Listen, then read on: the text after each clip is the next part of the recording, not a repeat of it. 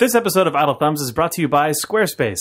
Squarespace is an elegant, beautiful solution for hosting a website, portfolio, blog, or online store. It all looks very nice when you make a site there. If you go to squarespace.com and use the offer code THUMBS, you'll get 10% off at checkout. Great. Now's when Chris edits the jokes in. Man, is it? It sounds more echoey than usual in here, but it might just be me. The lack of Nick Breckon absorbing the True. Whereas It's like a human phone. super absorbing, I would describe Nick as super dampening. Mega absorbent Breckon. He's totes absorbs. I don't have to edit the jokes in. They're already here. Wow! Hey!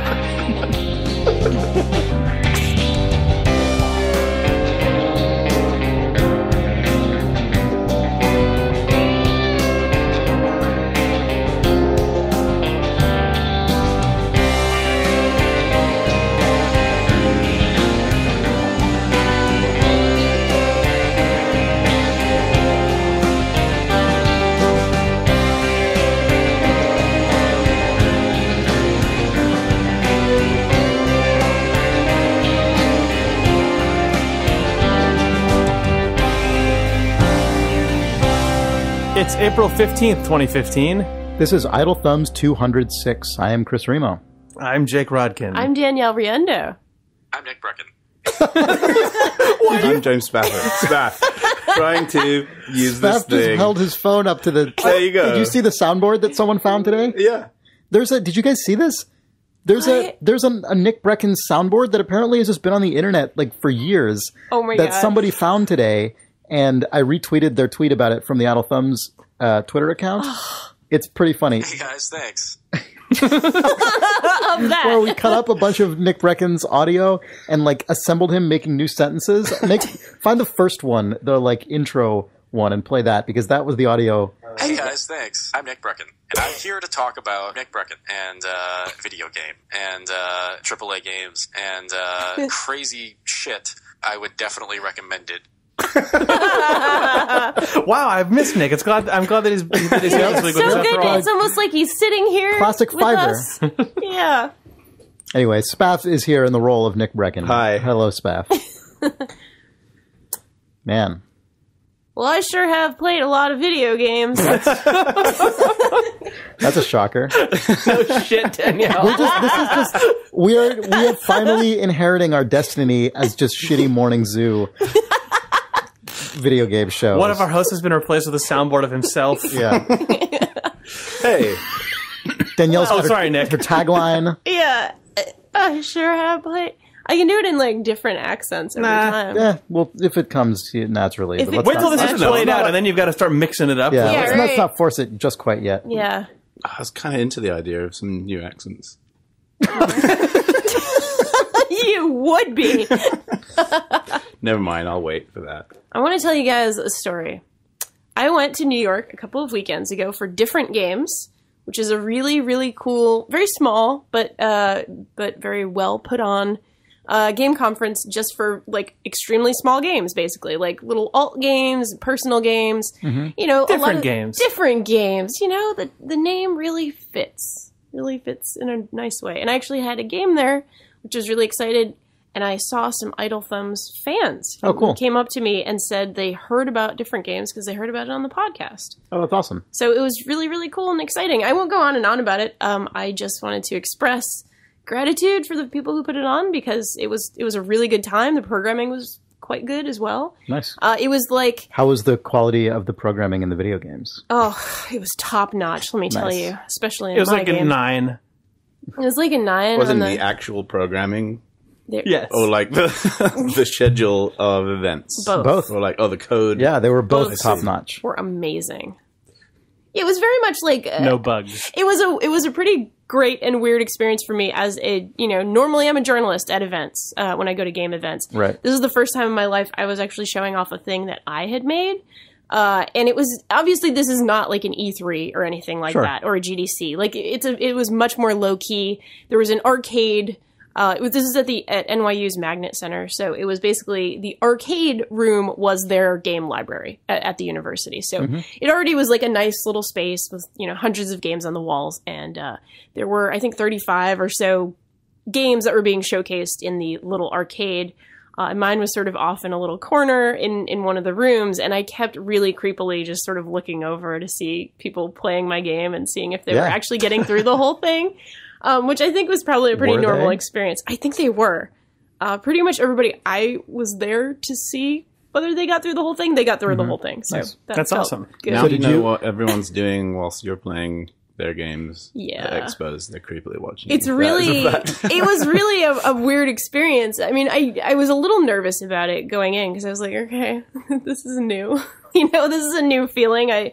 Typically I'm the journalist who's there just, making sure I give out the card and making sure I write down the release date and the 10 pertinent details I really need How to many guns are in have. it, etc. Yeah, the really interesting, hard-hitting journalism that everybody wants to read, let me tell you. But it was really cool to be completely on the other side of that. Yeah, and that's awesome. Of course, this being a more low-key event, I didn't have to actually stand there and demo things, which I'm sure gets really old, after an hour or two of doing that. So, I just kind of peeked in every now and then and saw how it was going and otherwise played everybody else's games. And there were some really, really cool little games. I'll just mention one or two. There was a game called Bottle Rockets, which was an extremely short little platformer that sort of played with gravity. And the idea behind the game also, like, the story of the game had to do with sort of the death of a parent. And it was actually really, really well handled. And especially for something that was so short, it only took me about 10 minutes to play the whole thing. But I really liked it. And I thought the visuals very beautiful. You were playing as a little astronaut in space. And you're making little, you're sort of solving platforming puzzles. And you're getting little bits of the story sort of as you go through. So I thought that was really cool. Yeah, thanks for the people who went there and played my game. And hopefully What was your game didn't hate called? it. It's called Floor 999, and it is a cyberpunk game. Nice. Of course it is. Yes, it is. Naturally. Talking about a room full of small, interesting, weird games makes me want to quickly sideline into talking about Wizard Jam for a second. yeah. Please Totally. do. Because I have spent the last 3 days obsessed with Wizard Jam. Wizard Jam is this game jam that our forums have started. It's like a 2-week-long thing. And whatever. Anyone can enter it, game jam. And the theme of it is Idle Thumbs episode titles. And people, it's only a few days in. I think that when this episode comes out, there's 9 days left still, so there's more than a week left. But the entrance so far, like the stuff that's shown up on our forums, is just blowing my mind. So good. Forever and ever. I mean, is it worth just listing off a couple of these I really think quickly? so, yeah. So, there's one. There's also I like that there's recurring ones, like multiple people are making 90s cockpit freakout, and those are all just cockpit games where things are going insane, which is good. Multiple people are making Shoot That Pizza. Yeah, there's a really lo-fi Shoot That Pizza that looks like a sort of DS rhythm game or something where pizzas come by and you do or don't shoot them. But then there's also one being made in the latest Unreal Engine, which is just like motion blur and like bloom on pizzas getting amazing. shot. There's a visual novel being made called I Know You're Having Fun, But I'm Still Working, about someone who is trying to get work done when their coworkers are like just keep trying to invite them to hang out. Goofy parties. Yeah. There's one where someone combined the Wizard and sports into a game called Wizards. Title called Sports, apparently, which I did not. We had an episode called Sports. Yeah, that was around the era of Kobe's Last Shot, I think. It was when we had those 3 basketball-themed episodes in a row when Nick claimed that he was like an NBA man on his PS4 now, and then we never heard about it again after that. But there was an episode called Sports and an episode called The Wizard, and that has been combined into Wizard Sports, which is a top-down soccer game where you control a team of wizards playing against a team of AI, but then you can pause time and use the cursor comes out and you can use tactical commands to issue spells based on cards at the bottom of the screen. Also, there's dialogue in the game as well, featuring us. I think I don't really know. It looks insane. The one that there's also I don't know. There's a bunch of stuff. There's a robot news that looks like Paperboy, but it's a big dog delivering the news of humanity's demise, I guess. It's incredible, The one that I'm the most excited about is one called Introduction to Video Games, which is based on the episode Introduction to Video Games. And it is supposed to be like a bootleg NES multi-cart that has a bunch of games in it. So it has 6 micro games in it, which are like Each of which are also named after Idle Thumbs. yeah. So it has, man. it has 90s Cockpit Freakout. It has XCOM Obama. It has the Hollow Violator. It has Dot Gobbler, which is a real game. It's an actual. But apparently, this version of Dot Gobbler looks kind of like It looks like a tile-based Doom, but it's apparently also like you see the Dot Gobbler's face. no, at the it looks bottom like of the one of screen. those old first-person. It's like a 3D fantasy- Fall 2000 It- kind of. It's like a 3D maze running. Like, It's like those old all tile-based. space? Yeah. Yeah, this is an Like actual step-by-step. genre of game. It's like old fantasy RPG games Yeah. where you step through a dungeon like one grid square at a time in first person at Yes. 90-degree angles. But- it's that, but it's Dot Gobbler. But there's an amazing splash screen that looks kind of like the splash screen to Doom, though, Yeah. where it's the Doom right on top of a pile of skulls with demons reaching it, but instead it's the Dot Gobbler on a pile like of the dots. knockoff Pac-Man. Yeah, like sweating and just looking really anxious about eating dots while ghosts are climbing up towards him. It's an amazing image. Yeah, It's so really like good. I don't know. There's also a ton of really interesting looking Twine games. There's a bunch of smaller and way weirder stuff. There's one someone is making a game called Salacious Thumb, and the only thing that I've seen is a YouTube video of like a low poly thumbs up model that rolls around like the Katamari ball, and the description of the game says that like you play as a thumb that like conducts lewd acts or something, and it is the Salacious Thumb. Like. I am looking at Salacious Crumb right now as this is being described. She says while Hearing staring it. at me. It's right behind Spaff. Whoa. It's Ugh. He's right behind you. Warned I me. know that people Could've who are warned me. participating in Wizard Jam probably feel differently than me about this, but I'm at a point right now where I don't actually care if anything gets shipped, just because all of the completely ridiculous stuff that people are making is so fun and like hilarious just to look at. Oh man, Yeah. There's one called Pause Theme from Battletoads, and it yeah. it starts with level 2 of Battletoads. It looks like whether you're dropping down the pit. But then, like, characters that are corrupted versions of Battletoads sprites, like deliberately misinterpreted versions of what the climbing, like, you know, because people keep sending us these reader mails about like, oh, I thought that character from Final Fantasy was a dog head or whatever, but it wasn't. So this guy's like, it looks like he's taking the Battletoads sprites and then like redrawn. the one going down the rope with his hand up in the air, like that's turned into like kind of a guy with a sword who's like wearing a hoodie. It's like, I don't know what it is at all. I don't know what the game is. There also seems to be one about a ghost meandering around a graveyard dropping baseballs to spell fuck Nick. Oh yeah, is that a grave ghost? Yeah, that's a grave ghost. Oh, excellent. I don't know. There's a ton of stuff. We actually set up a sub forum on the Idle forum specifically for Wizard Jam because the interest level seemed high. Yeah. And it's great. There's devlog threads about everyone is making threads. You should totally go to There's also idlethumbs.net/forums. a thread to like meet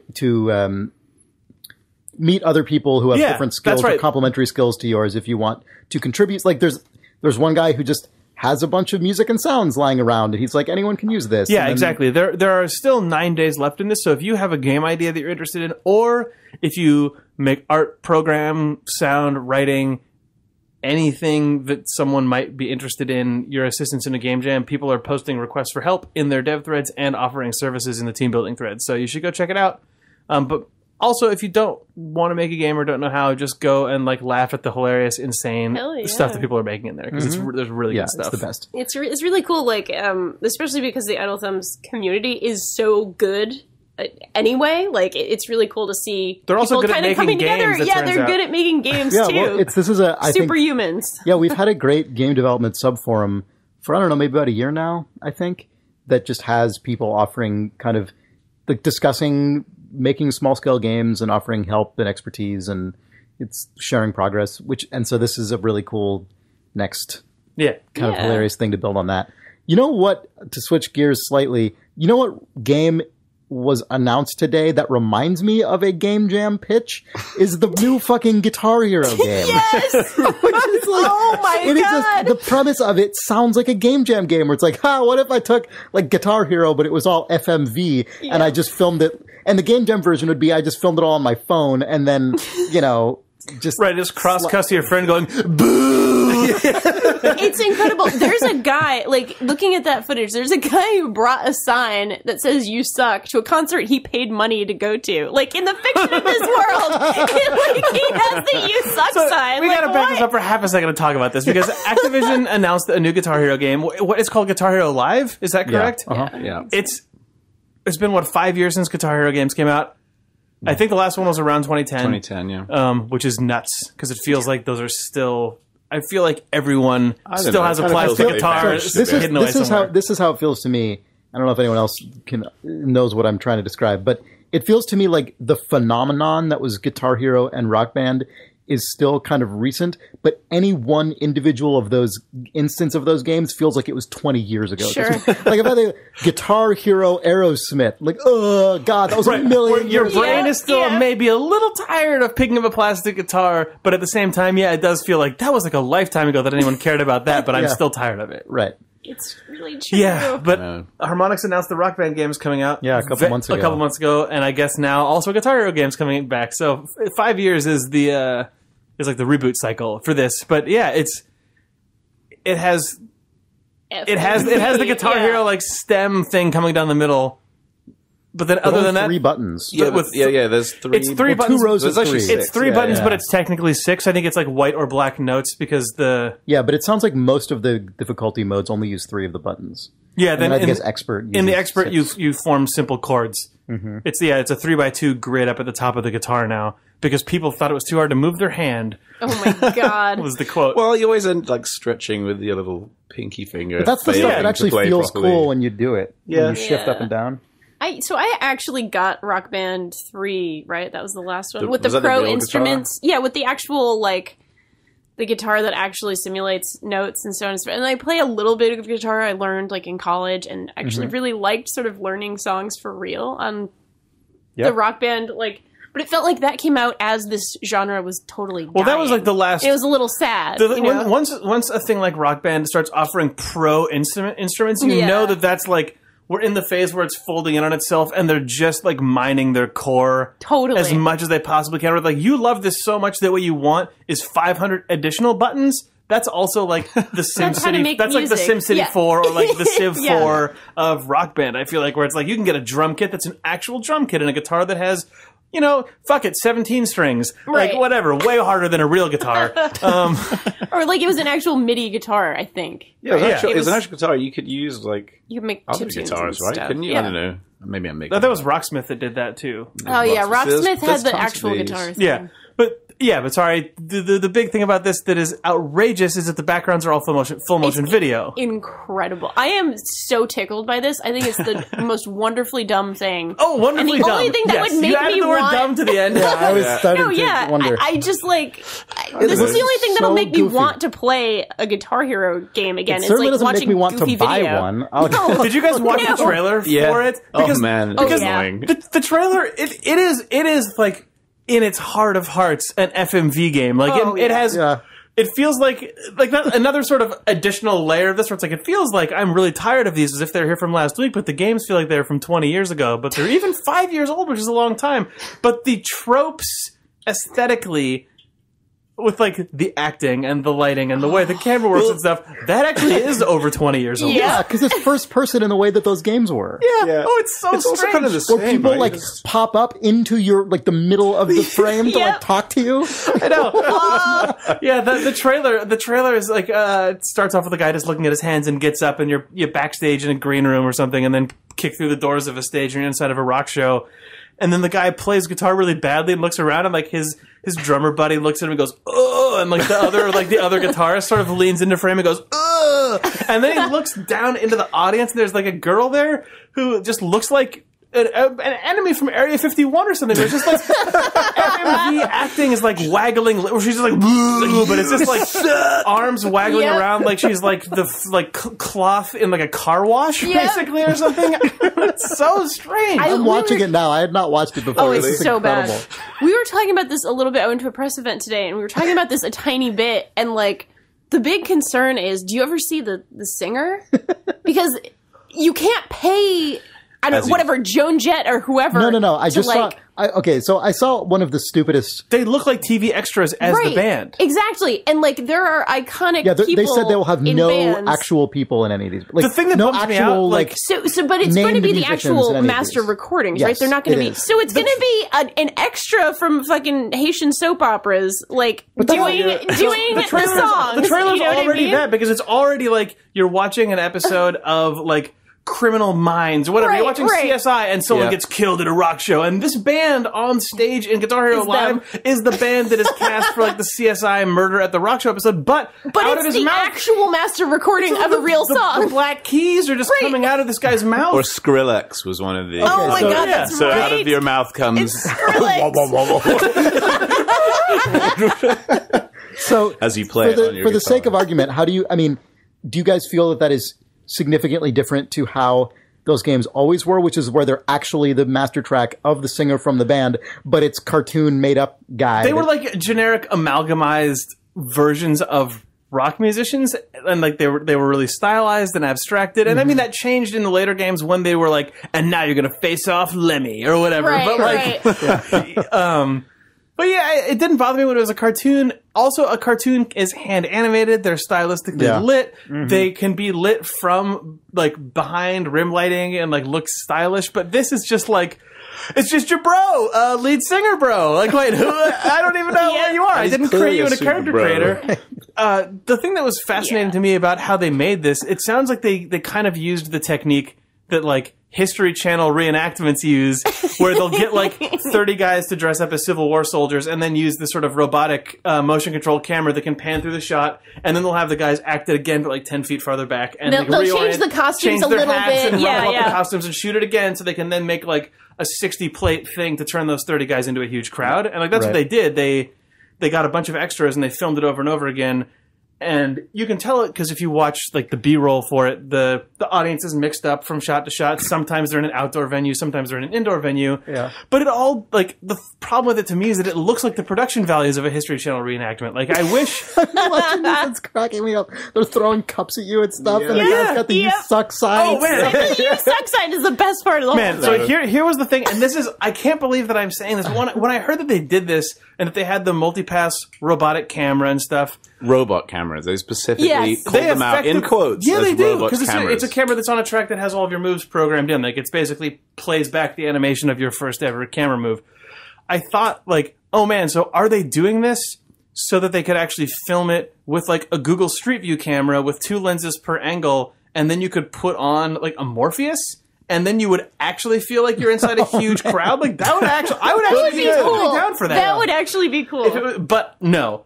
There's no Well, way. maybe. They No, the haven't reason they announced did it it. is so they can put it on an iPhone and they don't have to worry about the 3D hardware. The reason they did this is so they That's can true. put it on like a Roku box or like a Google Chromecast. And they said that. They Yeah, said it's coming out on iPhones. yeah, you can And you can don't just need play a, this on your iPhone screen with a guitar controller Yeah, that is like 30 Oh times my bigger God. than your phone. Yeah. The guy specifically Take it on the said, bus with you. Well, he did. He specifically said you could be the play it on guy the on the bus or on a plane playing this God. thing. Oh, no. Do not That's the best do thing because it. you just Yeah. Ugh. Oh my god! That will cause so much plane oh rage. my god. Rocking out in the seat. Do you guys remember either being this the kid middle or seat. or being in the vicinity of the kid back when Game Boys had only external speakers, and so you'd be on a plane or I don't something? remember that. Really? Game Boys didn't have headphones jacks? Yeah, they did. Always. You were that kid by You were choice. just Game the- Boys shipped with headphones. Game Boys were the original thing that shipped with Then there were earbuds. some that didn't. The Game Boy Advance, maybe. Okay. There was definitely. Well, there was Something didn't have a headphone jack. Okay, I just found my- didn't have the I'm headphone pretty jack. sure. It had the adapter that you had to plug in through the Yeah, yeah, multiplayer yeah. port, the link Right. cable Okay. port. So that's what I'm thinking of because I remember kids on airplanes having that system and refusing to turn it down, but they didn't have the headphone thing, and it was just. That's now just everyone. That's on just BART. everyone ever. That yeah, happens to me that's- constantly. that's now, and like- parents just like, whatever. That's fine if this kid plays Oof, the that's loudest like- music might in the happen still. My plane. commute is sitting there and watching someone who's watching like a Twitch stream of like the number of people I Of somebody see. on a bus watching a Twitch stream of someone playing guitar Of a guy with a live guitar. on an airplane. You can. Oh my God. One of the features they will implement for this Guitar Hero is you can just load up whatever Twitch stream you want, and it will composite the elements on You top. can throw record cups- your own You audience. just play Guitar Hero You on top of. suck! This is how you can watch TV at the same time you're playing Guitar Hero. You can replace the FMV from the game with your cable box, and the same way the Xbox 360, like. Remember back when it was like you can plug your cable box into it? It Yeah, was an Xbox Well, One. I mean, that's partially part of the component because there is also Guitar Hero TV, which is you tune into a TV station of music videos and play over the top of them as Oh, they crazy. run. Yeah, so there's no reason that couldn't just turn into like a soap opera and then you're just playing That's along. actually, Wolf but, like, I've Blitzer. seen this guy. I've seen this lead singer before. Wait. It's a recording of a news broadcast. Hello, the sanctions. Boo! Or public speaking. Our forefathers. Would you miss? Would you miss? It just goes into one of those YouTube videos where they strip the audio and put just Foley in. So if you sort of don't hit the right note, you just hear in like an empty auditorium. God, if they, you could see the shit out of that. the White House Auditorium hero. in an attempt to court the youth vote partners with, or the youth like attention span partners with Activision for my God. the State of the Union address. Remix Obama talking to you about Obamacare. Well, you got to like switch up to different policies if you're. This is going badly. Solo. National security. Yeah, no, the way the multiplayer works actually seems really cool.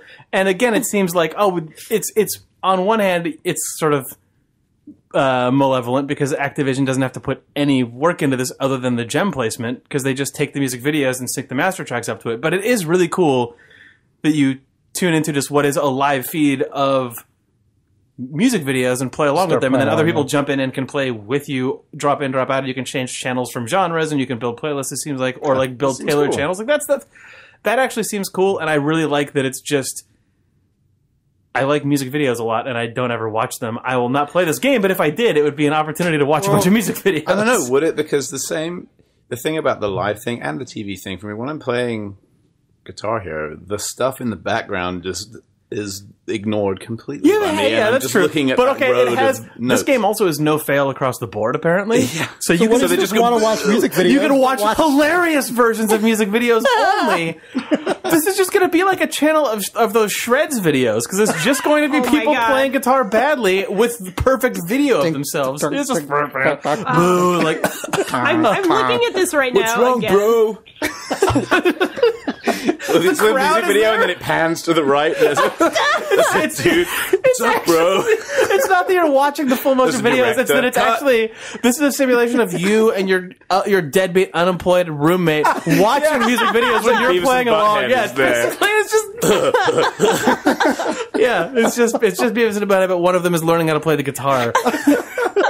Or you turn to the right, there's your music instructor there telling you specifically, now come along, you can do better than that. We said this would be your special treat day where you can play along to your favorite music videos. We covered this last week. Press the first fret black button.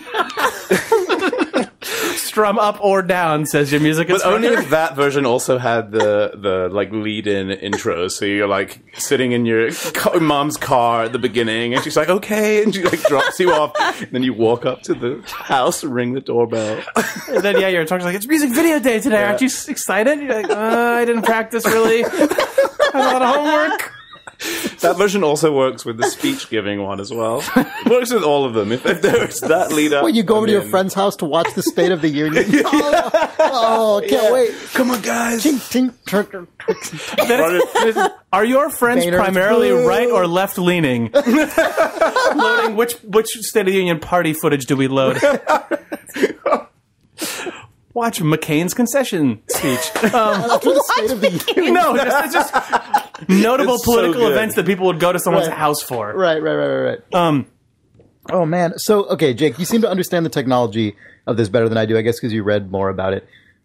So, part of me has to assume that this is going to be just less interactive. Yeah, apparently like, when the moment. crowd changes on you, it just like it does a quick fade or cross dissolve or something. okay. Like a There's- white flash or something. Yeah, that was the thing that actually ridiculous. really disappointed me about this because when I heard they were using this like motion control technology to record stuff in layers of plates and stuff, first I was like, oh, they're going to do some crazy VR thing because I'm an idiot. And then the second thing that I thought was there's actually a ton of technological potential in this if it's actually going on modern consoles. Then I realized, oh, it's so they can just play a streamed video on an iPad.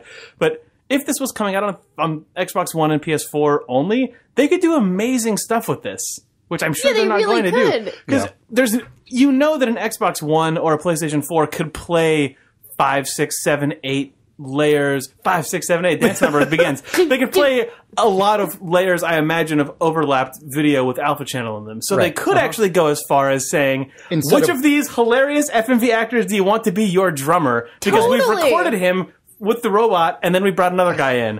And like, which actor do you want to be your lead singer? Then you could also be like, fuck it, it's James Franco. Like, you could do hilarious stuff. Right. You could also then take the same exact stage that you have and say, now your band is playing in a dive bar. Or you could say, now your band is actually playing in AT&T Park because we went and filmed background plates there. Or like, we recreated this famous venue that doesn't exist anymore. Or, you're playing Radio City Music Hall. Like, they could totally do all of those things. I doubt they're going to. Yeah, I mean, I assume they're just going to have one sort of video set per song. It seems. I don't think it's per song. No, because they talked about like playing different venues and like playing small audiences, big audiences. I don't think. Then they'd have to record because the fidelity level of the band is not performing each song. Oh, I was reading a thing where someone said like when you see them playing the songs, we recorded them playing each of those. Oh, bandmates are playing each. Sorry, I guess they are. Never mind. So I don't know how they would do it otherwise, right? Well, because in the trailer it's not synced. Well, the trailer looks like a piece of crap, which is insane. That's true. But I guess that's the case. But that then means, are these actors just on retainer as your shitty band friends, or does the band just change out? Because like 3 years from now, if they're like, this week you can play the full album of Dookie by Green Day or whatever. You can play some Megadeth album. Anyway, it's those same 3 guys. They're a lot older now. They have different facial hair now. Man, they could get those guys to be on an E3 press conference stage. And then they have one guy from the audience gets to go out with a GoPro and be the rock band guy. They can have the video lead out and like they're walking from behind stage at E3. Comes out, it's Shuhei with a guitar. Yes! Oh my god.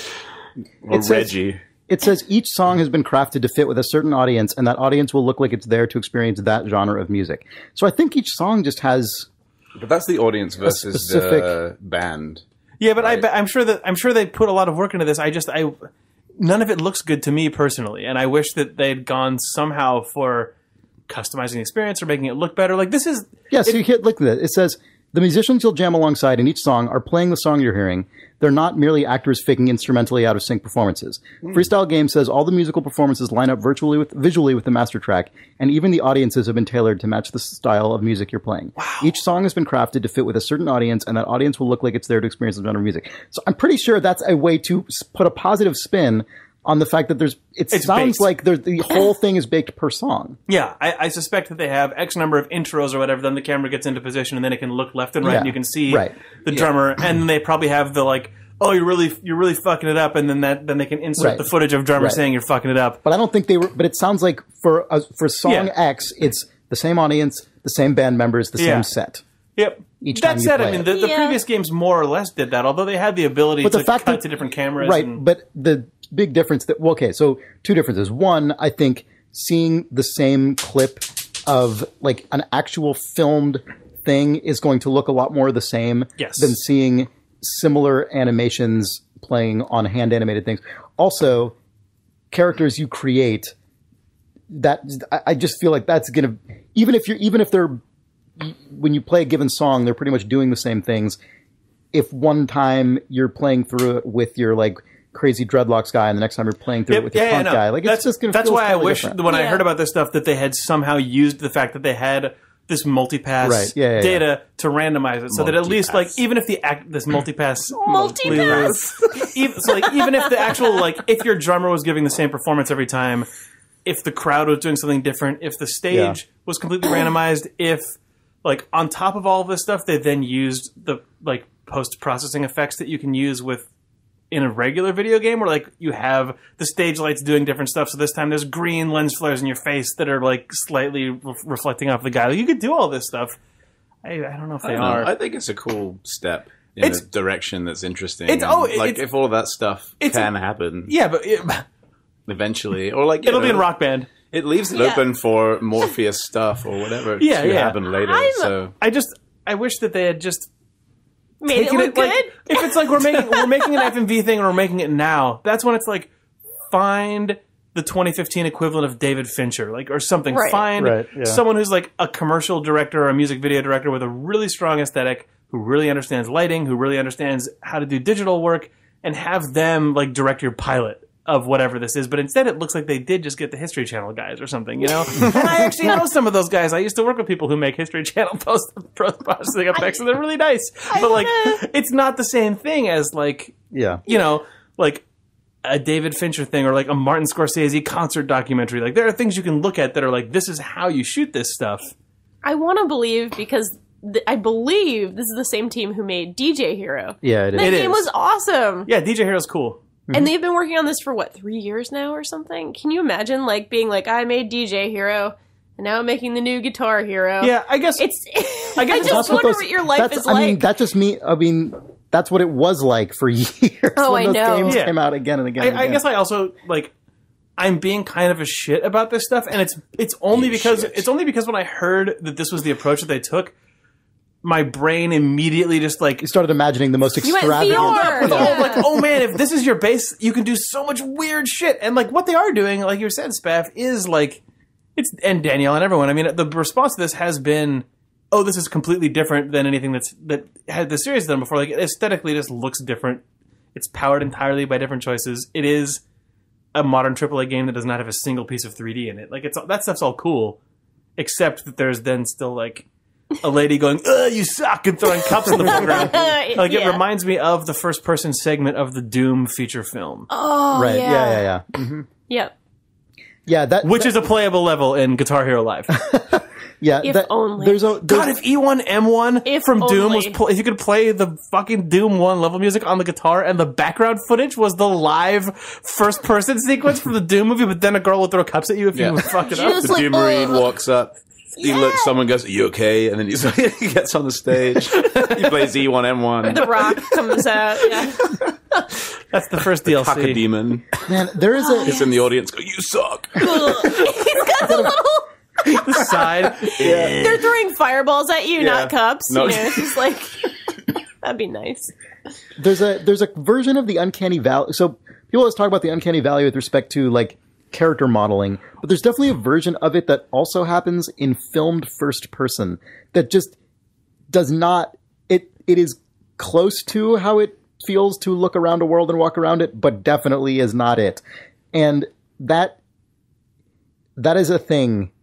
There's something like there's one of the Like the the way studio that- head said there's this Time magazine article which is somewhat dubiously called 12 Ways the New Guitar Hero Live Reinvents the Series, which is like fair enough, except some of the reasons are pretty funny, one of which is it's the first new Guitar Hero game in 5 years. Like, I don't know if that reinvents it so much as just means it is one. Yeah. Right. But in any case, the thing I wanted to read from this is he says, "You never see yourself in Guitar Hero Live. You never hear yourself talk because the whole idea is for you to imagine that you're there."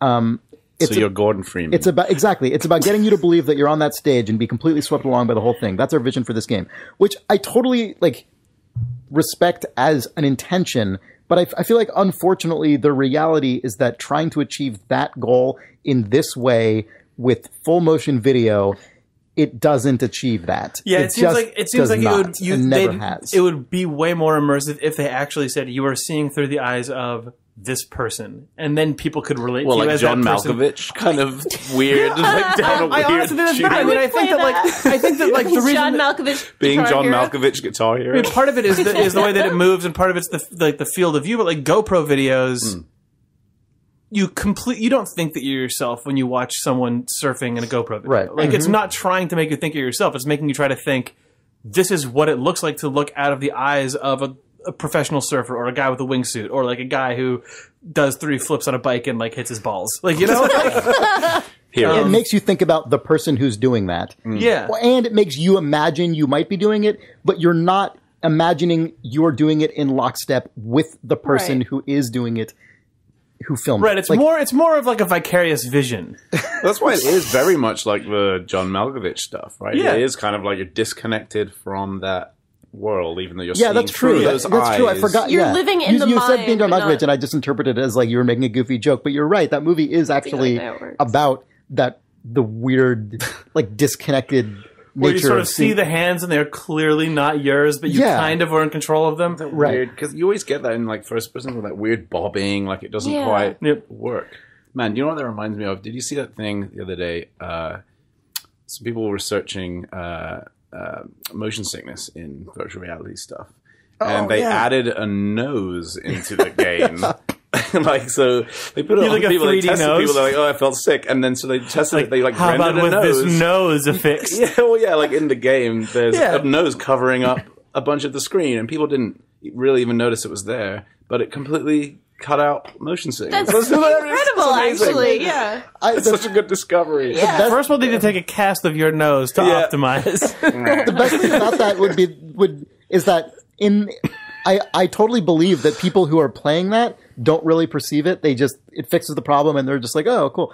But then all screenshots of it ever would just have these big flesh triangle at the bottom. Imagine if the shipping version of the Oculus consumer headset has like, okay, do you remember like as a kid you would have like your friends, or maybe you had one, it was like the little plate, the plastic plate that was made out of nails, and you could push your hand into it, then you see a handprint of nails. So imagine if the Oculus headset has those nails. So then when you set the thing down, it takes an imprint of your nose, and each nail is then like a polygonal face, a realistic nose. And it makes a cast of your nose because that thing just virtual goes, cast. like it just pushes into a pressure plate, and then it goes data complete, nose complete, and then that way if you sort of like scrunch your nose or like sniff, it still like you see little If your nostrils flare, that actually shows up. Yeah. Mm-hmm. Oh, you get real mad. It knows you're pissed. Imagine when you're playing Guitar Hero Live and your bassist comes it's up some and other goes, guy's nose. Hey, bro, you suck. And then your nose flares up and he's like, oh shit, and he backs off because he sees how pissed you are. God, when someone can punch you in your virtual nose, or like when the mosh pit gets out of control and you get hit right there, then you look down on your shirt's got blood on it. And your nose is a little crooked. That's totally how it works. When you play as Owen Wilson and he starts with the nose that's like out of alignment. They didn't have to license his likeness because you don't see him, because you are him. But you see his nose. They've licensed his nose. Yeah, that was cheap. It was cheaper to just get the nose. Just get the nose. Cuts out motion sickness and is cool. We found that when we had Owen Wilson's nose virtually rendered, people just didn't have motion sickness. Did you try just a generic nose? We found this to be quite This was our effective. solution. Thank you very much. We got Owen Wilson's nose and it worked, and we stopped there. Yeah, we didn't think it was worth trying other solutions. This one worked perfectly. Owen Wilson's nose is just a magic bullet. Owen Wilson's nose. Just throw that at the problem. Done. See what sticks. All right, I guys, love this take a break. idea. Yeah. Good. This episode might be called Owen Wilson's nose. Well, just in time for the Wizard Jam. Yeah, I was going to say, that would be perfect for the Wizard Jam. When you mentioned Shuhai, I almost cracked up. Shuhai. Shuhei Yoshida. He's a secret character in the new version of Mighty Time Force. And Is this Yes, really he cute. is. Yeah, I Information? can't Okay, put it that's on the fine. podcast. That's why I didn't say anything. No, they announced that at they announced it? PSX last year. See, this is why I'm a terrible journalist. It's amazing. He like comes out and he has his so cute. iPhone, and then he like shoots out I killed- tweets at people to kill them. I It's killed, the best. I seriously killed the boss of a level with a tweet. Like on tweet, he got destroyed, and it was so exciting. These guys are so good. Anyway, This week's episode is brought to you by MeUndies, a provider of high-quality underwear and other undergarments. You can go to MeUndies.com/thumbs for 20% off your first order and free shipping. They're I would great. definitely recommend it. Nick Breckon would definitely recommend it. excellent. I bet Nick I is forgot that you wearing. had that. I bet that Nick is wearing probably nothing but MeUndies right now. Yep. I would Yep. say Your that's a safe undies bet. specifically? No, I mean, Your well, MeUndies? nothing but my MeUndies right now. My Jake MeUndies. lent him MeUndies precisely for that purpose, which is how he knows this. Yes. No, MeUndies are great. I can say that from personal experience. They are very high quality. They come in good basic colors as well as good wacky patterns. Ooh. Yep. They have men's and women's underwear and basics, undershirts, things like that. They're great. They're really high quality, comfortable, resilient, and attractive. And with our offer code, MeUndies.com/thumbs, cheap, because they're 20% off. And free shipping. How about that? Excellent. How about that, Nick Breckon? Oh no, you're not ready. No, he would recommend it. He would definitely Nick would recommend totally it. recommend it. Video game. This episode is also brought to you by Squarespace, an extremely easy-to-use platform that helps you create your own online store, blog, portfolio, website of any kind. You can go to squarespace.com and use the offer code THUMBS for 10% off. It's a great service. We have used it ourselves. We have heard from many of our readers who have signed up through our offer, who have made really beautiful websites. They work great on mobile phones. They're just good. Awesome. Yeah. I mean, I've plugged it before, but my friend Jared, who's a composer, his portfolio is done through Squarespace. He doesn't really know anything about web development. You should have seen his site before he used Squarespace. But if you go to jaredemersonjohnson.com, it's a really nice... He's a composer for games. So also, if you want to listen to a bunch of music from old Telltale games that's never been released, that's there. But it's a good example of like someone who just had a nice press photo and had some work he's done and wanted to put up a portfolio. Yep. Nice. Yeah, check it out. Squarespace.com with the promo code THUMBS. Thanks, Nick. Video games. Are we back here? I've heard of Whoa. I may have heard of something. We're totally back. Yeah, we should be back. All right. Jake, did you ever... Nick Breckon. Brecken's back. I have heard of Nick Breckon. Yep. Jake, did you ever end up playing Ori and the Blind Forest? No, know you I wanted have it to. downloaded finally because I got internet Do you working have, and you have stuff. internet? Okay. I have that's internet good. now. My computer's set up. This weekend, my plans were interrupted by the upstairs neighbor deciding to break their shower valve and then take a shower, which made water pour into my God. apartment on Saturday. I know. But I'll probably play Ori now. I heard you said, Chris, that you played more of it. I did, yeah. I got past my weird... Has anyone else here checked it out at all? I have. Spaff. Okay. Yeah, briefly. stuff. Okay, cool. How do you find it? It was kind of weird because I played a bit of Axiom Verge. Oh man, I really want to which play was that. Cool. And then I played Ori, and the two of them, I mean, they're not similar, but they also are. Like, they're very similar. Sure, yeah. Well, they both have the from kind of like thing. Metroid-style connected world and Yeah. gates that you unlock and so on. And so from doing that, like having just played the other one, it just kind of didn't hit a chord with me. Like, it wasn't as exciting. Sure. Which one? Ori. It was not beautiful. Exciting Because it was of Axiom like Verge. really Okay. looked really nice, Yeah. but I don't know. There was something about it. It's just kind of wanted to go back to the axioms. Yeah, no, that's... I'm excited about that game. Right now, I guess it's only on PS4, but it's going to come... I don't know, actually. You play... I will. Probably. I played it on PS4. Yeah, I yeah. think... It's worth pointing out really quickly that the Out of Thumbs forums thread for Axiom Verge is in fact called Maximum Axiom Verge Urge. Excellent. Anyway, let's move back. Sorry. Yeah, I know that it will come out on Steam, but I think Sony got a like timed exclusive or whatever they're called these days. But I believe they're called exclusives these days, and then oh right, boom, it turns out they're not. Yeah. Yes. that is true. Yes. The thing that is really interesting about Axiom Verge to me is that it's made by a guy who I can't tell if he is former AAA or still works for a AAA studio. But in any case, he's made this entire game by himself only, like art, code, design, That's amazing. and music, in over the course of like 5 years. Oh wow. Yeah, like it was supposed to come out 2 or 3 years ago, and he just took so long, and he's been working on it alone ever since then, and he's finally done with it, and people really like it a lot, and I really want to play it. So as soon as it's out on PC, I will. But I'm glad to hear that you also like it. Yeah, I really enjoyed it. Yeah. I think a lot of it went over my head. What do you mean by Verge, that? right? Yeah, yeah, Versus, yeah. yeah. Uh-huh. Well, as in, I didn't play a lot of Metroid when I was younger. Okay, sure. So I think that's what this is meant to be, right? It's Right. Meant to be a It even return looks to like Metroid. Yeah, it looks like a Super Metroid era game. Have you seen this game, Jake? No. Oh man, you should look it up. I think you would. I know my Maximum Axiom Verge urge is building as we speak.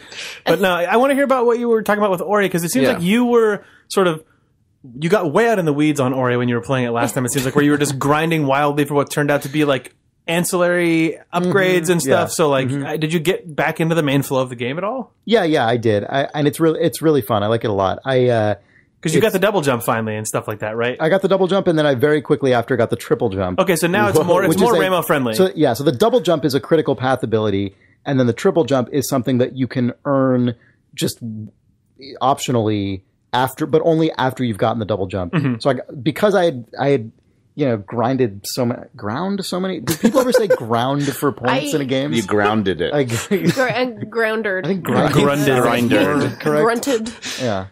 I grooned for points. I grounded it. So I had the triple jump pretty quickly, and at that point, there's apparently another ability, which is a dash or something, that people say, like, once you have the triple jump and the dash, you basically just don't ever have Is to touch dash that the one where you can ground. freeze an arrow, then point an arrow, I and you don't- go? I Okay, because don't know.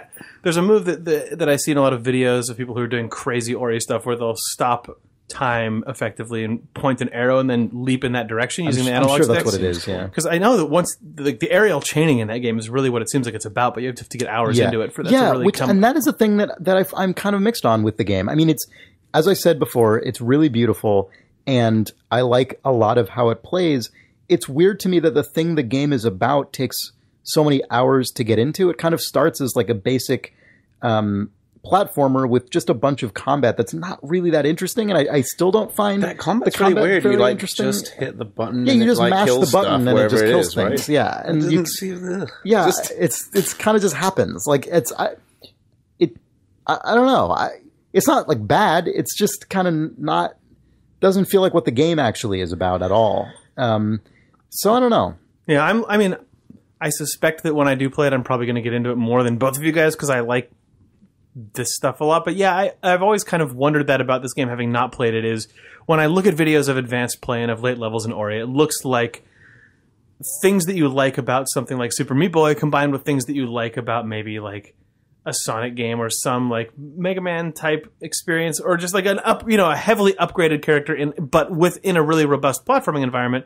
And it makes me just kind of wonder why that stuff doesn't happen earlier in the game. Like if you say, if you're like, we want the experience of Super Meat Boy, Super Meat Boy is Super Meat Boy in part because right at the beginning of the game, you just have everything and you're just like, you learn how to master it by it just being brutal, and instead of it giving you those things over 6 hours or something, or 3 hours, or even 1 hour. You get all you're introduced to complexity over the game, but it's via the level design rather than via abilities. And I'm fine with the game introducing abilities over time. Like, you don't have to do the Super Meat Boy way to still capture that sensation. But so even though a lot of my kind of paralysis earlier in the game was the result of my own, like, picking the wrong rabbit hole to dive down, like, in my defense, there is absolutely no way to know if you should be spending a little bit more time to grind here and there, or if you shouldn't ever. Yeah, that's not. always Like, that's always the open world paralysis that happens for me. Is that, like, when I get into one of these games and it's like, just so you know, you can do these 6 other things, and I'm like, are you telling me that, like, as a passive aggressive, like, you really should be cleaning your room? You're doing it wrong. You know, I mean, just so you know, there is time to go to the store before you get home. It's like, okay, yeah, that's. Are you want me to? Do you want me to get these vegetables or not? Like, you know what? Like, I just want to go home and play Ori and the Blind Forest. I don't want to buy these vegetables, but then I get home and Ori's telling me to buy vegetables. Like, that was the way that I got fucked on Wind Waker, and like that is not healed still. Where you get all the way to the end of Wind Waker, and it's like, I told you a few times that you could go get those Triforce pieces if you really wanted. Right. Oh, fuck you! You need all of them now. Like. Right. Yep. So you never, like, unless the game explicitly tells you don't need this, you can just get it if you want. It's really dangerous, I think. Yeah, for sure. And now playing the game with the triple jump, I'm like, man, if I'd gotten to this part of the game and just gone straight through and not spent all this extra time getting all these ability points earlier on, the triple jump would feel so far away, and I wouldn't really know why. Like like now that I have the ability. You get because you had your upgrade tree already just waiting for triple jump, basically? Exactly. Yeah. And there's so many... Once you get double jump, that unlocks a huge number of sort of additional jumps that you can make that allow you to get things, but not as many as you'd think. Or in some cases, things where you're just a little bit farther and you could get the thing. And I don't know what the point is of having to scour the map yet a third time after you get triple jump, and then again after you get dash. Like, just to kind of like poke around some nooks and crannies. Like, it just feels odd. I just don't, I'm not really sure what purpose that serves other than to allow you to use the abilities you now have. They're probably thinking, they're probably thinking there are people for whom the critical path is all they're ever going to need. And then there are going to be people who love moving around in Ori enough that they're going to want to traverse the map 5 times. Yeah, I suppose, except that a lot of that ends up just being transit time, where it's just cross the map again. You know, like, okay, well. Yeah, that was my brief experience of it as well. It was just like, I've gone down here, now I have to go back up there where I was. I have to go back down there again now. Especially because I got lost and had to do that a bunch of times anyway. So then it's by the time I got the things that allow me to then do that with purpose, I've still already done it like 3 times, even if I wasn't achieving anything. Anyway, I don't mean to sound critical. I really, like, there was not really any time when I was playing this game that I wasn't having fun, except for maybe when I really got in the weeds of just not knowing what to do, like just literally not knowing what to do. Just like I've exhausted every option and I do not know where to go. And then James told me what to do. Other than that, like, I'm always enjoying myself when I'm playing it because it is fun to move around always, and it's fun to like just look at. It looks good. It feels nice. You know, it's a good, well-made game for sure. I just feel like I've spent a lot more time in it than I need to have, given what I have what done. You've gotten from it. Yeah, Sounds like. Yeah. But it's cool. I mean, if you like big connected world platforming stuff, I still totally recommend it. So you're looking forward to like the Tales of Ori 3-hour standalone DLC that's just like... I mean, I always love that stuff. Where's the like Ori like trial missions? Time attack mode. Yeah, that'd be great. If their moveset was just attacks, like... Yeah. Yep. I love stuff like that. You listening Microsoft Game Studios? You listening Moon? Are you listening Animator? What is Moon? Did they make a game before this? Nope. This is their first game? Yeah. Yeah, they were making... I mean, it's really good. They were making some other game briefly, I think, but then they switched over to this entirely, and it's their thing. Got it. Yeah, I don't know the history of that studio or where they came from other than the animator, because... Yeah, because we know him. Yeah. Because there's a reason why you know him. Yes. Mm-hmm. Very cool. I don't know. It's cool. It's so cool. I often feel like I get really critical about this exact kind of thing all the time, and it makes it this like very specific thing about sort of pacing and like usage of time, like player time.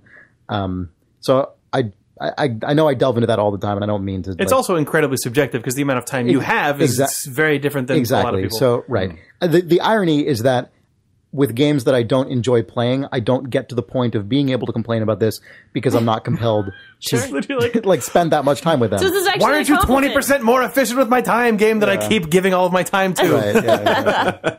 I mean, even here though, I still haven't. It's still been like a week or two since I've played. Like I made all that progress that I made pretty much immediately after recording that last podcast episode, and I have sort of forgotten about it since then. So maybe I don't know. We'll see. I guess speaking of sort of having time to play games, one of the things in my life that is currently true is that I'm on a plane twice every week, or have been for this entire calendar year. So I traditionally am not someone who ever has really played games on the go. Even when I was in the sort of like deepest kind of well of my DS interest, which was like 2005, I guess. Oh my God, that was a decade ago. Also, the very beginning of the DS. To think about it. Yeah, I think DS came out in 2004, in November of 04. At the beginning of the Guitar Hero craze, in fact. It's true. And then in summer of 2005 is when the DS was like, by the way, there are actually like a ton of amazing games. Like we used to go to all those Shack News like hangout events where everyone was playing Mario Kart and blowing into their DSs, and then in the other room people were playing Guitar Hero 1. Like that was just what was going on. Yeah, playing Electroplankton in the back of a car. Oh, this is the world 10 years ago. Yeah. Meteos. Oh my God, what a game. I know, I played so much of that. Anyway, that was really the last time in my life that I've really played like mobile games, meaning either like handheld dedicated game device games or phone games. I guess the iPhone came out like a year after that. Weird. Yeah. God, I know. So weird. I know. So you haven't played Guitar Hero on your plane? I never have done that, but now I've been to be fixed. You could have played the DS one. Oh yeah, that thing. Oh God. Now I've been traveling so much that I do sometimes play games on my phone. Still not that much, but definitely more than I used to. And that was like, for example, one of the reasons I played a lot of 80 Days earlier, which I loved a lot. And then I'm trying to think. Oh, I played this game. Did I mention this game called Rope? It's ROP, so it looks like ROP, but I think it's supposed to be rope, and they just wanted to spell it in a unique way for discoverability. Is it called Cut the Rope? Purposes. No, it's not. It's not Cut the Rope. Not like a weird clone. No, you have sort of nodes that are connected with that are linked together, kind of like molecules linked together by bonds, and you have to drag them out to replicate shapes that are like presented to you. So at the beginning, it's just a straight line. So it's like, okay, that's very easy. I just drag these two nodes with a straight line between them, and I'm done. And then as you go, you get these increasingly complicated shapes with like 12 vertices, and it gets really difficult. Anyway, that was a fun thing. And then the other thing I've been playing is called Duet. And the reason I bring this up is because it's one of the most Do it and rop. That's a different game that I've been playing. This is one of the most extreme examples of a thing that I talked about maybe like a month or two ago, I think, in response to some stuff you've been playing, Danielle, about games that are like have very abstract or non-representative art. Just are very gameplay focused, but then just like put a bunch of narration on the top that is meant to evoke some like very serious social or psychological issue. And this game might be the most ludicrous example of that I've ever played. It is like bizarre. I would be really curious to know what was the thought process that led to this game becoming this. It's a game where it has two inputs, which are just your thumbs on the left and right side of the screen. You have two little circles, one blue, one red. The color doesn't matter. It's just so you can easily tell them apart. And they just trace a circle either clockwise or counterclockwise, depending on whether you're pressing down the right or the left side of the screen. So you just have like a circle that rotates right or left, essentially, with two dots on it. And stuff falls from the top of the screen in just like classic, like falling from the screen style, Tetris, Guitar Hero, like any game that is descended from things of that nature. Medios. And you just have to rotate. There you go. You just have to rotate these two like orbs that are orbiting a pattern such that they don't intersect with the stuff falling from the screen. So like you hold left or right basically to keep these things. I sense some thematic meaning here. Yeah, I don't. So maybe you could explain it to me. It's a duet. Wait, so you're... So okay. This just happens, and it's just like a fun kind of arcade puzzle game. It's not really...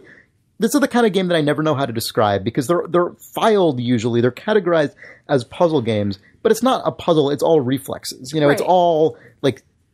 games like this actually used to be described as action games before Doom existed.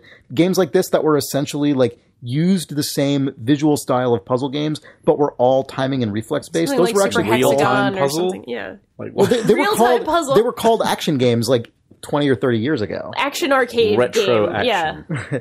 But Breakout. I think Nintendo actually still uses that. Like, I believe that. Yeah. Nintendo has a very broad definition of action game, which in a way that other publishers don't. It's kind of interesting when you look at their press releases. But Nintendo. So anyway, it's like one of those games where I'll show you guys. You can see like how it works, right? Like, can you see this? You just kind of you have to avoid hitting things with these balls by like rotating them in such a way that they like they don't get caught collide on something, basically. So that just happens. Fine, it's fun. But then the stuff like, are you sure you want to do this? Reads narration that just comes, like fades up in the middle of the screen. And it ends up being about like depression and like psychological well-being and happiness. Here it says, to be honest, I've been worried about you. Whoa. Which is already more like narratively concrete than most of what's in this game, which is just very vague. Like, you don't want to do this. And I'm like, I do. I'm just playing a game on my phone. It's fine. And it goes through this entire thing and this like whole arc of, it feels like you're playing through the manual for a 12-step program or something.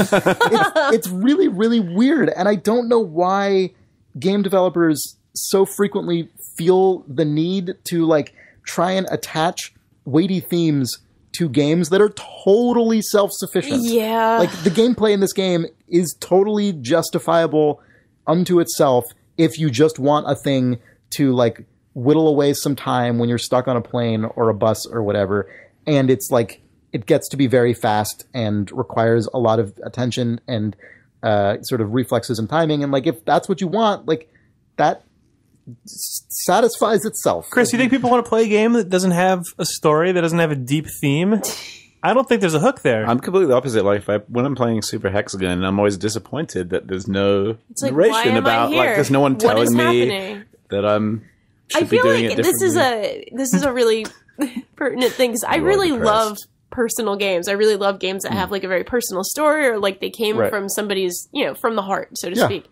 Yeah, for sure. But it's really difficult to sort of differentiate that from, it would be cool. It would be cool if we could sort of like, kind of throw something on, which I have no idea. I have no idea what the intent of the developers are. Sure, yeah. Because I've never played it I would like to know. and everything.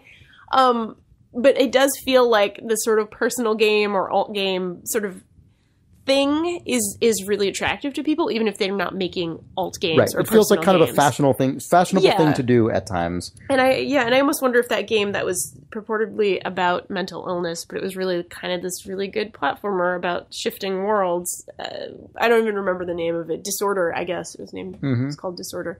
I wonder if I still don't know. I still have no idea what the developers actually really intended. Yeah, it's worrying that in some cases people put these things in to make the game feel okay to themselves as an important and worthwhile thing, instead of being okay with just making a game that's interesting from a mechanical standpoint. It's like it's like it's okay. And I'm not saying that this game or any particular game is that, but just I worry that is kind of in the water, right? Yeah. It's also the thing just occurred to me actually that I hadn't thought about when I brought this up, but I think actually there might be something to this. I don't know. You guys can tell me what you think. There is, thanks, Jake. There is the games that are purely mechanical. I think like this. So on the one hand, it is completely valid, and certainly the way I have been enjoying this game has been based purely on the merits of like my kind of instinctual response to it, right? Which is enjoying just like the timing and the mechanics and the like sense, the sort of light amount of memorization that's required to like get through the stages, and the sort of shock and the surprise when like a new kind of thing is introduced, like when different patterns come onto the screen and when things suddenly are coming really fast and that's never happened before. And like, it's just surprising in a very like basic way, in like a very kind of low level lizard brain kind of way. But also I feel like it's totally possible, especially when you've played a certain kind of game for a really long time. Like if you've played a lot of Tetris, or you've played a lot of a game like this, or you've played a lot of a game that just features like very elemental kind of spatial relationships. They can make you think about other things, and they can remind you of things that exist in the world, be they sort of psychological things or just patterns that like physically exist in the world. And then you can have your own like interpretations of sort of what, obviously beyond just kind of the like enjoyable mechanical parts of it. Oh, like what does this remind me of? What does this make me think about? And I feel like you as a developer might actually be kind of kneecapping the potential for your game to create any of that, like those honest associations by declaring that like, oh, this is about this thing that I'm literally captioning on top of the game. It's like an artist writing his own like little plaques in the museum and like putting them there. This is about Nazism. I think that's like, you're taught in a lot of schools, especially at the high school level, to write those about work that you make. You're taught to write a paragraph that is your artist statement about the work that you make. Yeah, but you're probably right. I just can't remember. Do you guys? Have you guys listened to the Designer Notes? Designer Notes is a great podcast on the Idle Thumbs Network. It's Soren Johnson from the lead designer of Civ 4 and interviews a bunch of game developers. idlethumbs.net/designer notes. But he did. Thanks, I had to get that out there. He did an episode where he talked to Frank Lance. Designer of Drop 7, and he's a professor at NYU at this point, but and just really, really smart observer of games. They talk through his whole career, which is crazy, and like coming up through like advertising design and digital art and multimedia stuff. But one of the last things they talk about is the story behind what the heck Drop 7 is and where that came from. Oh my Tune God. Factor. Yeah. Drop 7's backstory is fascinating because Drop 7 started off as an advert game tie-in for an ARG, an element of an ARG for some crime show. Yeah, Numbers. There's a show called Numbers about like Num-3ers. About like mathematician, statistician, crime solving people, and there was like a master hacker villain in one like notable episode on the network to build it up. Contracted this ad agency.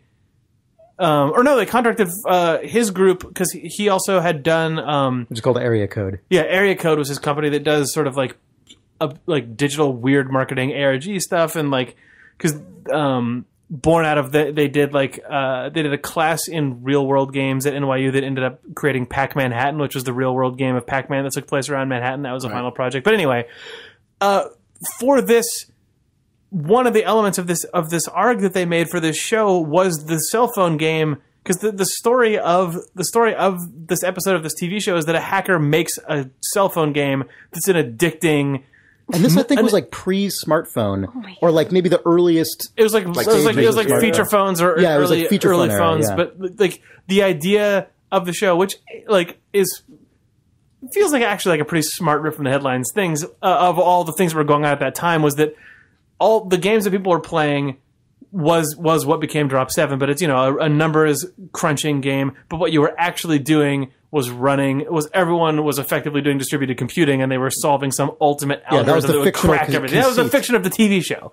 And of Chain Factor, which was the like original version of Drop 7, that was from the fiction of like this thing you could play in a web browser. Yeah, the Chain Factor game was entirely what became Drop 7, but also when people broke chains, there was a simulated distributed computer thing where it would give messages out to people who were doing the ARG.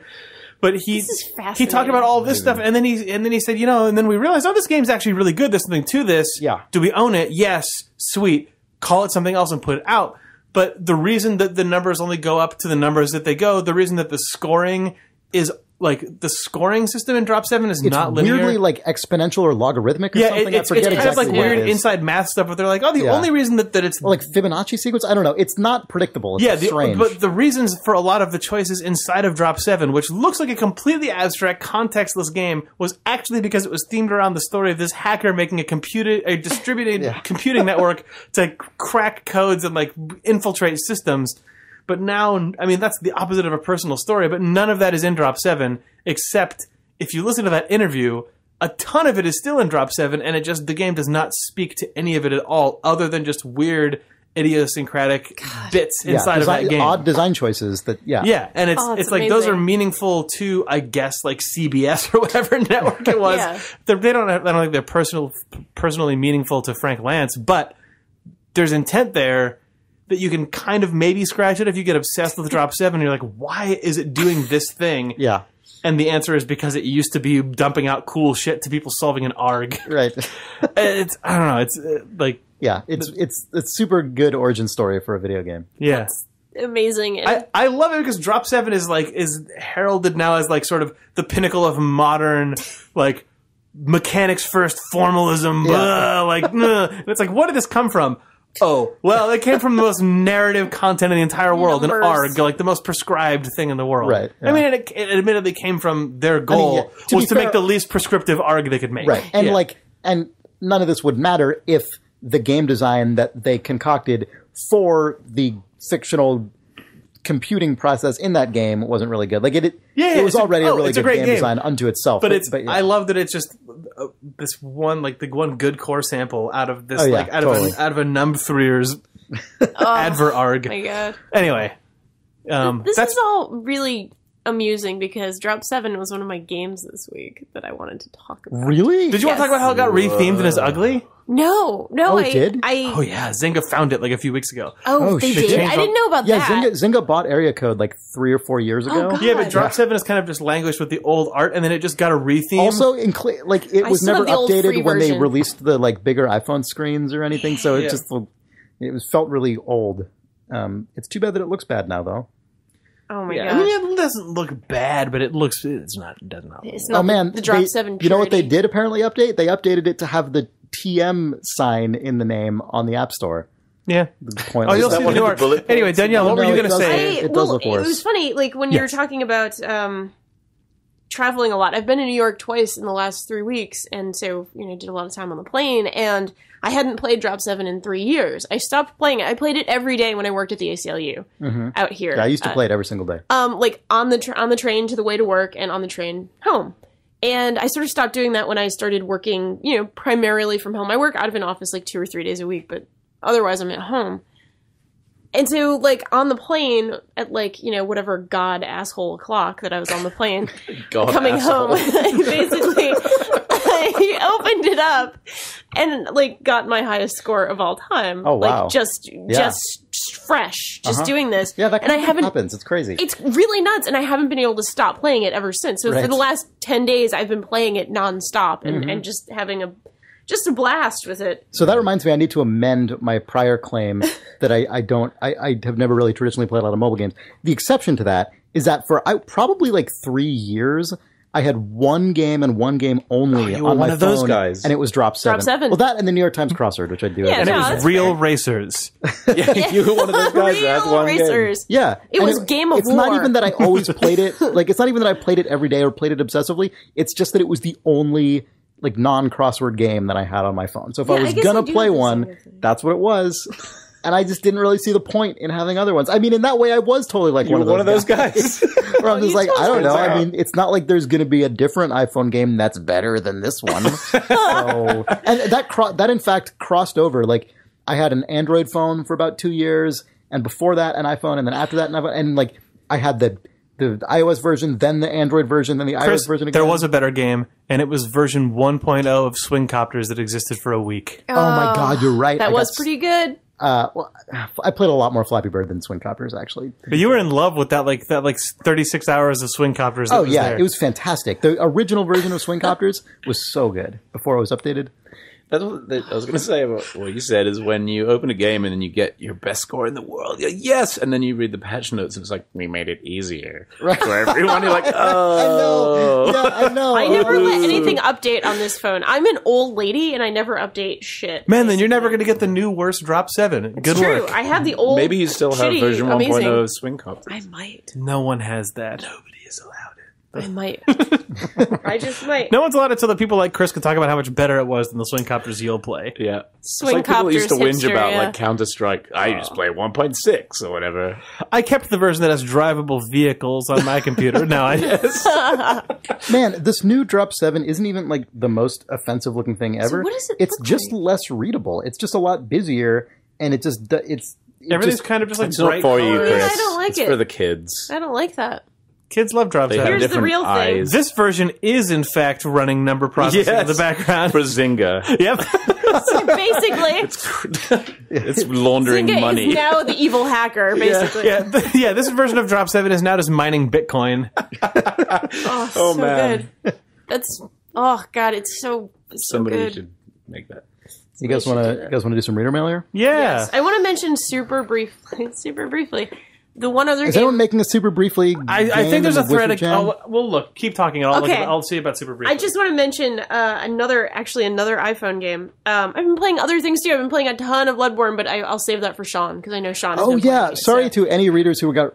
Okay, so Sean said how much he really wanted to talk about Bloodborne this week because he said He's been and streaming I it, quote, yeah. I need to be on Idle Thumbs this week. Bloodborne is the best thing I've played in 2 years. It's everything I love about Dota, which I know is such a like a actually bonkers makes thing a to lot of say, sense Which to me, I mean, yeah. it does make sense, but it cracked me up. Sure, So I yeah. tweeted that, attributing it to Sean, and then people went apeshit for that tweet and were so excited about him being on the podcast this week. He's and sick. then he's got He's sick, so sick. he couldn't be on. So sorry to everyone who was looking forward to that, and then we didn't even mention it this whole time. I'm looking forward to talking about it with him because I Yeah, actually started my own playthrough of Bloodborne, Okay. as well as the 2 other playthroughs I'm like participating in. So Right. again, inundated, but loving that game actually myself and actually playing it. But I just wanted to briefly mention it is a shockingly good licensed iPhone game for a Cartoon Network show. I am a big Steven Universe fan. I think the show is You're a adorable. big what fan? Steven Universe. It's What a is show this? on the Cartoon Network. Okay. It's very cute. It's actually kind of queer and kind of like very inclusive. It's sort of an offshoot. Rebecca Sugar was a storyboard artist on Adventure Time, and she this is her baby. This is her show. Absurd, but cute and really kind of loving and positive and all sorts of things that feel really nice. And it's something I really love to watch like right before bed. It's just a happy thing. Yeah, sure. A bunch of those shows now. Yeah, and Spin-off. I'm so Adventure Time happy people. about it because it's like these are really positive, happy cartoons for grown-ups instead of just negative, Family Guy kind of humor or whatever. It's just something I like.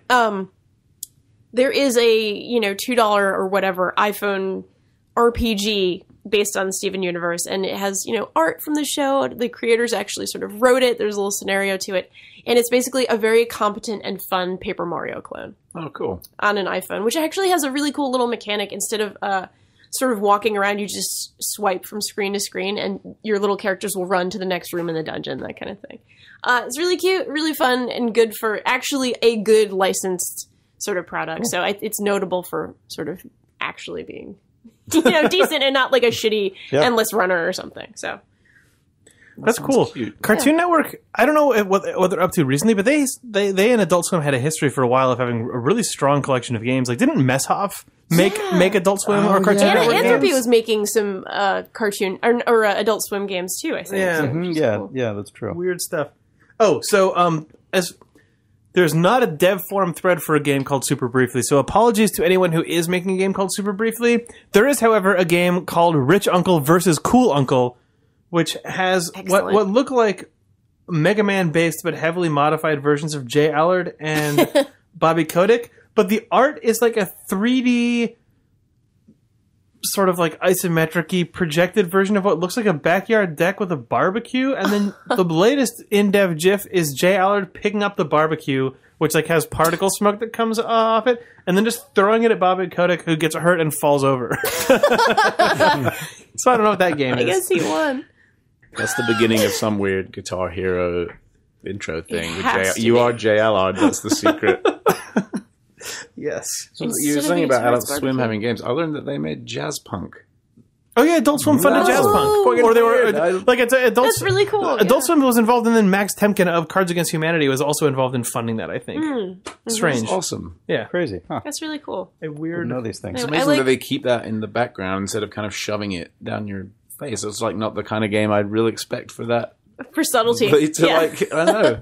That was really cool to find that out. That's cool. All right, so here's an email that we got last week, but I wanted to wait till Danielle was on because it makes mention of Danielle. Okay. Why do you suck so bad? Whoa. Did you bring up the sign? You suck. Boo, cups.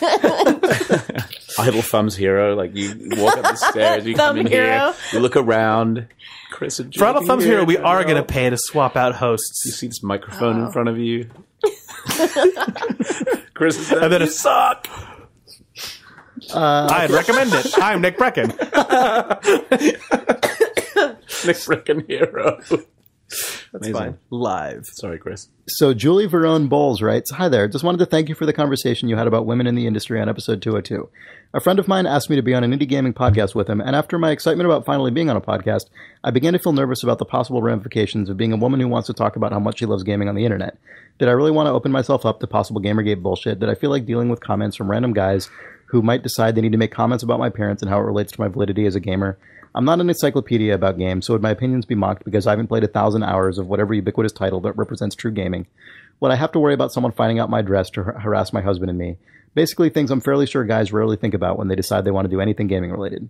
Listening to your discussion, and especially the part where you said not to worry about what might happen and let you hold back from what you want to do, meant a lot. As I've mentioned, I've been wanting to be on a podcast for years. I think in the long run I would regret not giving it a shot. You have a very rational view on these topics, and it means a lot to know that you're willing not to be only allies, but to discuss these topics in a mature way. Especially thank you to Danielle, who's an inspiration and an example of why it's so important for women to have their voice in the gaming culture. Thanks, Julie. So, thank you, yeah, Julie. that was really touching. And I'm glad that you were able to go for it as well. I'm really glad that that worked out for this Secret person. first advice, though. Podcasts are really easy to have an opinion on because they're audio and it's buried way inside and you can't search. And then they scroll off the page and you can't really find them anymore because no one transcribes them. So fuck Gamergate. See, no one will notice that. Even if I was a woman, no one would notice that. Even if I was a woman. Yeah. That's true secret boost that you get from a podcast. Though, no, it's true. You can say whatever you want and it's so much less visible. It's amazing. It's the best. Yeah, we've been doing this for so many years now, and the difference between like saying anything on Twitter versus saying it on a podcast is like everyone instantly yells at you on Twitter, and no one ever hears you on a podcast unless they already really like you, because that they're not going to sit there for an hour. This actually like micro blew up in like the Apple commentary community for like ethics reasons in quotes, because someone said like, "Oh, I love being able to talk about my real opinion about Apple as a developer on Apple Podcasts because I just don't you're just not assailed by a bunch of just insanity. And people were like, oh, you're burying your opinion in a podcast? But the only reason that anyone said that is because the person wrote about that in their blog where it could be searched and linked it on Twitter. Right. So if they had just kept that opinion about keeping their opinions to themselves by which you mean in a podcast, it'd be fine. But they said, oh, in a podcast, I say things that I can't normally say. And that word being out in a blog has made someone go, whoa, whoa, whoa, whoa, whoa. So, like, anyway, be on a podcast is a secret move. That is true. Although... oh, no, you're going to reveal the secret that I'm wrong. No, the secret's still true. It's just, there's certainly something to be said about sort of having your name associated with anything ever. So if your name appeared that you were on that podcast, some of this stuff is absolutely bonkers, bananas, but crazy. That's different in that is the news is that you are associated with the thing, right, as opposed to like an hour and a half in you said this thing that people wouldn't have noticed in the first place right. If you're not a certain high profile, like if Brianna Wu or Anita said something, it would be because they attract the level of people that would actually analyze every word that's said. But under that level, even if you're Brianna Wu, the number of times you're quoted and attacked, at least from what I end up seeing from following her and following stuff around her on Twitter, there's an exponential multiplier on things she says in tweets and blogs, on TV and interviews versus like people. Yeah. Yes, she has a weekly podcast. Yeah, the frequency with which I see like Brianna Wu attack Image Macro that includes an on isometric episode 75. No, that does not happen. I mean, what happens is that she has a podcast. Like, right, she has a podcast and she said a thing about like it was in the show notes or something. Usually, like it's very. But I didn't mean on a podcast. I didn't mean to imply that I didn't mean to imply that like it's 100% safe space. Sure, yeah. Just.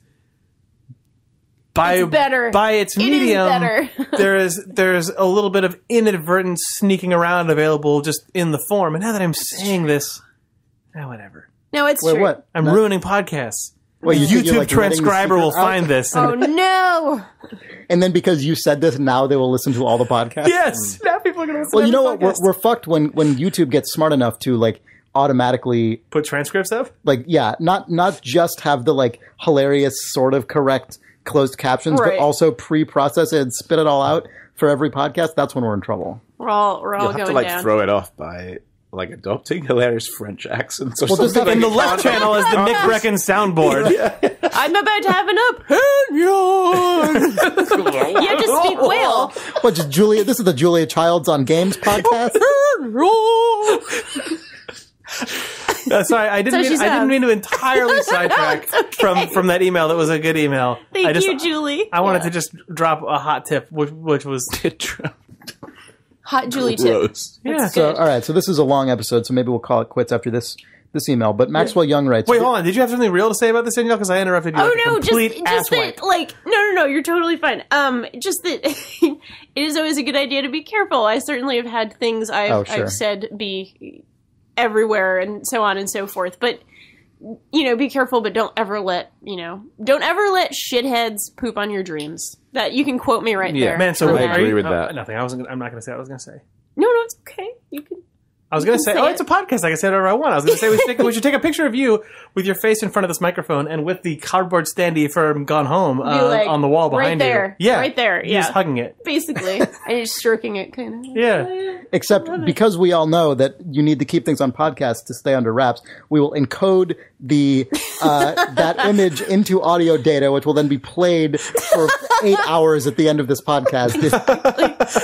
If you look at the weird like waveform histogram of this, like you can transform that into hex code or something, which then will be read as a JPEG in your browser. Which you then have to actually feed that into the latest version of Drop 7. Oh my god. And then it will say, Gone Home was Danielle's Game of the Year. That's totally Man, I like the notion that we started with audio, which you then have to like somehow deconstruct and reconstruct into bad audio. Yeah, if you press those numbers into Drop 7 in the new version, and then play the sound that it generates back at like 44 kilohertz, all the little like boop, boop, boop, boop, sort of go, and then they turn into this episode of Idle Thumbs. All right, so on a totally different note, Maxwell Young writes, Dear Thumbs, I love my PlayStation Vita. Its ports of indie PC games and Japanese games have made it a small but strong unit of people passionate about it. However, it has been evident for a while that the Vita has been neglected by Sony and hasn't had exclusive or first-party games for quite a while. I think this is due to smartphone games and the fact that its competitors' exclusives have a stronger following. What do you think of mobile gaming today? Was the Vita a failure? Maxwell Young. I bring this up, I guess, because I was talking about phone games earlier. Man, Spaff, you would have a way better sense of the Vita than any of us. One, because you probably own one. I don't know if you own a Vita, Danielle. Patricia does. I play hers. And two, because you used to work at a company that made Vita games. Well, we made... You made the best You Vita made game. the notable The Vita best game of Vita last game. year. Only first Which is party what? You guys have one? to... People don't Spaff, necessarily you worked know. at Media Molecule. Media Molecule made Tearaway, and Tearaway was like one of the last like bastions of awesome first party like all singing, all dancing, use every feature of the Vita games, right? Like, Yeah. that's the game. That and Spelunky coming out in close proximity almost made me get a Vita, but didn't. Oh. I'm sorry, everyone. Poor console. I'm trying to think. I think that Media Molecule was the only first-party studio to make... No, I guess Guerrilla Games, but they took over Studio Cambridge and made it Guerrilla Cambridge to make it instead of using the core team. I don't know. I guess there is a lot of competitiveness from mobile things, and the Vita is a strange beast. It's actually a super good machine. Great, It's yeah. It's just that back touch is a little bit weird, and so a bunch of it's a weird feature to throw in there, and so a bunch of developers just kind of ignore it. And then so their games become really standard. There's also really frustrating shit like play like Vita, whatever it is, that PlayStation TV thing where you can play Vita games doesn't have any back touch support. So the games that are specifically made for that platform have no compatibility with PlayStation PS3 TV, or which 4 is or whatever it is. So it's only the games that really stuck to a very conservative level of Right. basically no innovation or like any. So you can play very PS2 basic ports that got ported to Vita on the PlayStation TV. Yeah, but you can't play the really unique Vita stuff. Like Tearaway is completely incompatible because it was made to take. Right. But you could probably play it by advantage of holding a that Vita. hardware. But you could, yeah, exactly. If you had a PS Vita, then you could, you can play that game. But like, Media Molecule are now making Tearaway PS4 because a lot of work went into making that game, and maybe the audience for it wasn't as huge or amazing, versus the amount of work that went into putting it to building it. They want people to play the game, so they're making a PS4 version of it. But Right, that speaks volumes for the Vita, I feel, especially as their first-party studio. Well, They put so much work into that game that now they're putting it on PS4. well, I don't know, because PS4 also though didn't exist when the Vita was first came out and stuff, and then the PS4 has done miraculously well sales-wise. So you'd kind of be dumb not to make some PS4 stuff, especially when you already had a game, there. But a lot of that was like, can we port this game? And they couldn't, and they had to rebuild it. So there's now a ton more work going into putting that thing on there. I know it's very much a boon for people who like JRPGs. Because a lot of the best JRPGs and sort of interesting Japanese games, kind of like the Danganronpa games, both of them that came out within a year were Vita only. And I know... Like, Patricia loves Japanese games, so I know she loves her Vita, basically, and she's always playing The Persona games are on there. Persona games, exactly. Persona 4 is, like, her favorite game ever. And remote play on that thing is super good. It is. It makes me really sad, because I feel like, if you put a gun to my head and said, like, what are the coolest platforms out there right now? I'd probably say Wii U first. Because, kind of all the other console games go to everything in PC and all that sort of stuff. But I also really like the Vita. This is a situation that I feel like we've been in for a while now, where some of the most interesting stuff pops up on platforms that really don't feel like they're the most successful. Like, the platform as in and of platforms. itself is not essential, even though it has some really unique stuff on it. Absolutely. Like Vita and Wii U. As someone who Man, plays, Vita and Wii U are two old ladies. that took me a second. I thought you were speaking like as a metaphor, but no, you just mean they sound like old lady names. Yeah. Woo! Yeah. And Vita. Wii U and Vita. Yeah, Vita and Wii U are two people you would definitely see. They're like, golden sitting girls. Yeah, sitting just outside of some cafe in San Francisco. Got the curlers in their just hair. like way deep in a residential neighborhood in San Francisco where you can still afford to live as two old ladies who have lived here for because decades. they have rent-controlled apartments from the 60s. They're they're paying $600 a month. Yeah. Mobile gaming is really weird though, because like even Nintendo is doing weird shit like making 2DS and like just I don't know, and then like big version of 3DS, small version. Well, yeah, of 3DS. Nintendo Crazy. announced that they're gonna put games on phones, Yes. or like Sure did. license things.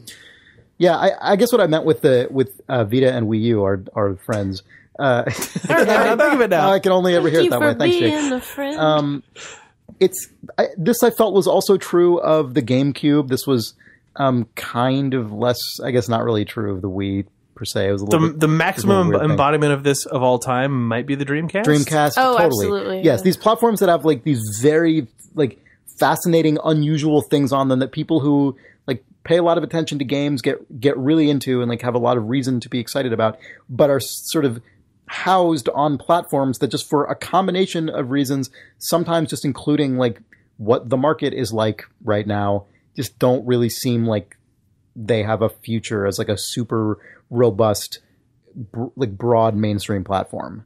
Like it's hard for me to imagine what, like, and I have gone from, I have evolved, I guess, unfortunately for me, I don't know, from in the sort of previous round of this being the guy who is just who like fell on the side of like, oh man, yes, I'm so excited about those. I will have those weird platforms. I will have all the platforms, and then I will really appreciate these weird ones. And it doesn't make any difference to me that it's not like the most,